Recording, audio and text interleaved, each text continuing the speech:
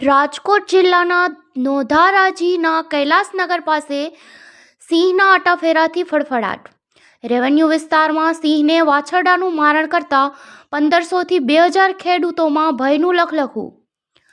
ધોરાજી પંથકમાં હવે જંગલી પ્રાણીઓનો ત્રાસ રેવન્યુ વિસ્તાર સુધી પહોંચતા ખેડૂતોમાં ભારે દહેશતનો માહોલ છવાયો છે. ધોરાજીના કૈલાસનગર નજીક આવેલા વાડી વિસ્તારમાં સિંહે દસ્તક દેતા ધરતીપુત્રો ચિંતામાં મુકાયા છે.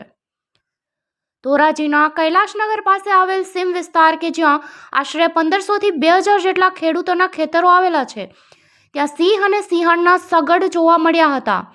ખાસ કરીને તોરણિયા અને મોટી પરબડીને જોડતો રાજમાર્ગ પણ અહીંથી પસાર થાય છે, જેથી આ વિસ્તાર સતત ધમધમતો રહે છે. તેમ છતાં જંગલી જાનવરો હવે માનવ વસાહત અને ખેતરો તરફ વળતા ખેડૂતો માટે ખેતી કરવી મુશ્કેલ બની રહી છે. આ વિસ્તારમાં આવેલી મહેશભાઈ હીરપરાની વાડીમાં એક સિંહને ત્રાટકીને વાછરડાનું મારણ કર્યું હોવાની ઘટના સામે આવી રહી છે.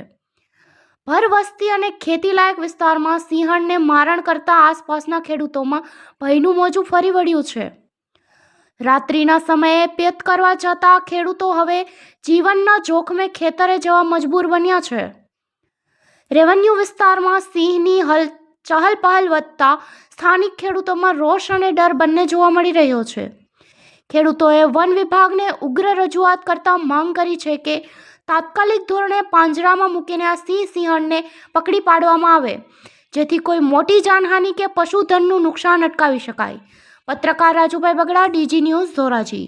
વિઠ્ઠલભાઈ, આ વાડી વિસ્તારમાં જે ડરનો માહોલ છે ખેડૂતોમાં, શું છે ઘટનામાં એવું કે સિંહણે કાંઈ આગળ આવી ચડેલી છે અને 2-4 દિવસથી પડાવ હતો ને આજે રાત્રે વહેલી સવારે મારણ વાસણાનું કરેલું છે અને લોકોને જાગૃત કર્યા છે કે ભાઈ આ ડાવર અત્યારે થઈ જાજો. 2-4 દી આ પડાવ કદાચ રહીએ સિંહણનો અને આ તોરણીયાનો રાજમાર્ગ છે એની ઉપર આ બનાવ બનેલો.